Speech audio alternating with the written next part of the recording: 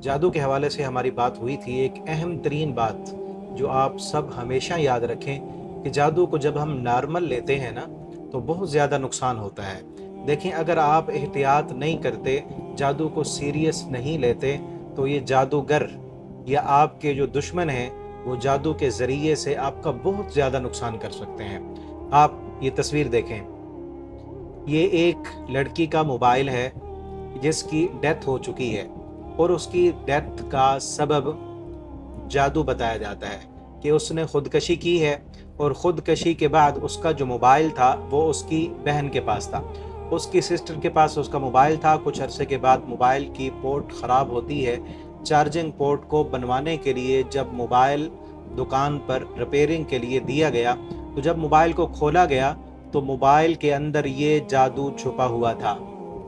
بعد میں انکوائری کی گئی تو پتہ چلا کہ یہ موبائل اس کی ایک دوست نے اس کو دیا تھا کچھ عرصہ پہلے۔ کچھ دن کے بعد اس کی ڈیتھ ہو جاتی ہے اور وہ خودکشی کر لیتی ہے۔ اس واقعے سے بہت ساری باتیں معلوم ہوتی ہیں۔ آپ نے بھی شاید یہ واقعہ سوشل میڈیا پر دیکھا ہوگا، یہ تصویر گردش کر رہی تھی، تو میں نے کہا اس پر جو ہمیں بات معلوم ہوتی ہے، ہمیں کیا کرنا چاہیے، اس پر آپ کو آگاہی دی جائے۔ پہلی بات تو یہ ہے کہ ہم احتیاط کریں، جادو کو نارمل نہ لیں۔ ہمارے دشمن، ہم سے حسد کرنے والے، وہ ہمیں یہاں تک نقصان پہنچا سکتے ہیں۔ دیکھیں، جس طرح دنیاوی اسباب کے ذریعے سے نقصان پہنچایا جا سکتا ہے، چھری کے ذریعے سے زخمی کیا جا سکتا ہے، ویپن کے ذریعے سے قتل کیا جا سکتا ہے، لاٹھی اور ڈنڈے کے ذریعے سے کسی کو مار مار کر زخمی، بے ہوش اور قتل تک کیا جا سکتا ہے، تو بیان ہی اسی طرح جادو کے ذریعے سے بھی زخمی بھی کیا جا سکتا ہے، نقصان بھی پہنچایا جا سکتا ہے، مینٹلی ٹارچر بھی کیا جا سکتا ہے، اور انسان کو قتل بھی کیا جا سکتا ہے۔ تو لہٰذا ہمیں کرنا کیا چاہیے؟ ہم احتیاط کریں، صبح شام کے اذکار، دعائیں پڑھیں، نماز کے بعد کے اذکار پڑھیں، اور گھر میں داخل ہونے کی دعا، باہر نکلنے کی دعا، خصوصاً واش روم میں جانے کی، باہر آنے کی دعا، کھانا کھانے سے پہلے کی دعا، تو یہ ان دعاؤں کو پڑھنے کا معمول بنائیں۔ صبح شام کے اذکار کریں، دعائیں پڑھ کر اپنے جو چھوٹے بچے ہیں جو دعائیں نہیں پڑھ سکتے ان پر دم کریں۔ نبی کریم صلی اللہ علیہ وسلم خود دعا پڑھ کے آپ صلی اللہ علیہ وسلم اپنے بچوں پر، حسن و حسین پر دم کیا کرتے تھے، تو چھوٹے بچوں پر دم کریں، جو بڑے بچے ہیں ان کو دعائیں سکھلائیں۔ اور اگلی چیز جو احتیاط کرنے کی ہے کہ ہم اپنے ارد گرد اپنے دوستوں کو بھی دیکھیں۔ اس کی جس لڑکی کی ڈیتھ ہوئی ہے، اس کی سہیلی نے اسے موبائل گفٹ دیا تھا۔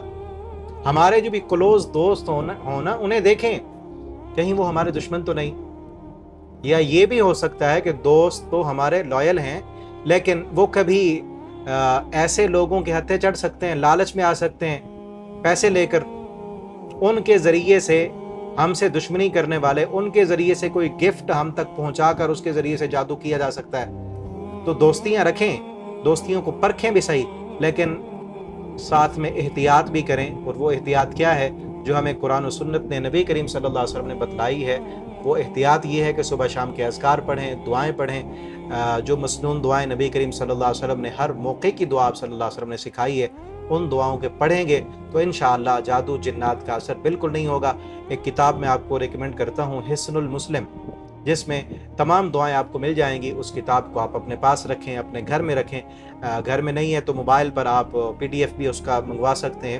اس میں جتنی بھی دعائیں ہیں ان کو یاد کریں اور پڑھنے کا معمول بنائیں۔ اللہ تعالیٰ آپ کی، ہماری، ہم سب کی، ہمارے بچوں کی اللہ تعالیٰ حفاظت فرمائیں، جنات، شیاطین سے، جادو سے اللہ تعالیٰ سب کو محفوظ رکھیں۔ والسلام۔